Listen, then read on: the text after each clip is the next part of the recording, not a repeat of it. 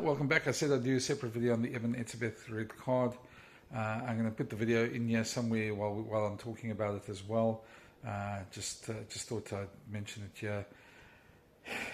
A great night for the Springboks, 73-0 win against Wales, and then we have that. From the most experienced player in the Springbok team, the player who's saved the Springboks so many times, a player that's meant so much to the Springboks, the most capped player. All the superlatives you can talk about him, and a great player as well. And then this red card. First of all, Luke Ramos had no option, had to give the red card on that video evidence. It's not like we were talking about an allegation of eye gouging at the bottom of a ruck that nobody saw.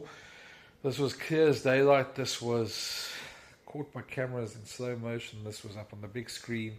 There was no excuse here. And with there being no excuse there as well, I fear for the worst for Eben, but he's going to be facing a lengthy ban for this one. And as South African fans, I know South African fans, especially on Twitter and social media, are rather partisan and like to defend everything that South Africans do on the field. And that passion is sometimes warranted and sometimes goes overboard. But on this one, I think he's going to face a lengthy ban, and he's probably going to deserve it. It's hard to argue against it. It's hard to argue against there being mitigation. Of course, we don't know what led to the incident. But the bottom line is there's no excuse for bringing your fingers near the eyes of any player. It's a part of rugby that World Rugby once stamped out, and rightly so. If a player loses an eye, we never want to see that from a game. We never want to see something get so ugly that it becomes like that. It's just, to me, this was clear as daylight. There's video evidence. And whatever led up to it may be used as mitigation, but it's not going to get him off the charge. It's certainly going to be something that he's going to have to defend. Now, we've seen in the past eye gouging bans have been huge. And one thing that's going to be very interesting to see here is whether they charge him with contact near the eyes or contact of the eye area. Now, from that video, I can only think it's going to be contact of the eye area. And there's a clear difference why I'm saying this, because contact near the eyes carries a ban of low end of 4 weeks and high end of 12 weeks or longer. But contact in the eye area starts at 12 weeks. That's World Rugby's sort of sentencing thing. And the high end starts at 24 weeks and up, and can go up to 3 years. I know that sounds a bit ridiculous for some people. I know that sounds like very harsh for what happened in the moment, the heat of the moment. But the bottom line is a player can't put his hands near the eyes of anybody, and they can't, especially not in the eyes of anybody. That is just a total no-no. And unfortunately, Eben's done it in the worst possible way. It's on TV, it's on replays, it's going to be played over and over again, and that's not going to help him at all. Now, there was a player that, I can't remember his name now, who eye gouged Stephen Ferris, and it was seen pretty similar to the incident of Eben and and that got 70 weeks. So what I'm trying to say here, the underlining of how serious World Rugby takes this. You might be a South African fan, you might think maybe he'll get a couple of weeks for this. I could easily see him getting a year. I know that sounds harsh, but yeah, I know the joke's going around at the moment, and it's a bit of a joke. It leaves a bit of bad taste in the mouth that Eben doesn't want to play for the Sharks. That's why it was done.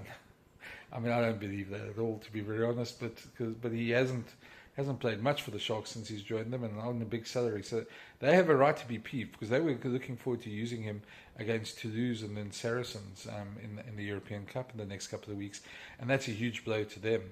If he gets a long ban, he could miss the All Blacks series. He could miss the games against England. His Test career could hang in the balance, because if the ban's long enough, do the Boks bring him back? I don't think Russie will write it off, but I mean the Sharks will be very peeved given what they pay him. Not just that, I know it's in the heat of the moment, but you set examples for kids and stuff like that, so that also comes into play here as well. Eben has been a fine example of a Springbok player. He's really put his heart and soul, and his aggression, his passion, and his physicality has been taking him to the most capped player in Springbok rugby. And I've always dealt exceptionally well with Eben. In this incident, though, he's in the wrong. It's clear as daylight on TV. And the best the Bulls, the Boks can do is really fight this to bring the sentence down. But he's going to get a lengthy sentence for this. I think we all agree on that. I'm just hoping for his sake and for the Sharks' sake and for Springbok Rugby's sake, it's not a lengthy incident. But you can just imagine, see, if you see this going in front of a disciplinary somewhere in Europe with an Irish disciplinary or something like that, you could probably see it becoming a quite lengthy sentence. And he'll probably will appeal, but appeals don't really normally go well in rugby anyway. It's just one of those things where I think it was unnecessary. It would certainly put a blight on a very good Springbok performance. It was certainly something that didn't need to happen, and certainly something that's going to cost him now. I'm not sure where it'll go to, but I think we're going to see a long ban here. I'm just hoping for his sake it's not that long, because it could easily be a year. And I think, I don't know what you think. You can maybe let me know in the comments. I just think it was unnecessary, and it really, something in the heat of the moment that he's going to live to regret now as well. Anyway, that's it from this. If you haven't already, smash that subscribe button. Let me know what you thought of the incident. Obviously, that sort of plays not warranted in rugby. It should be banned. It should be dealt with seriously, and I think they are going to.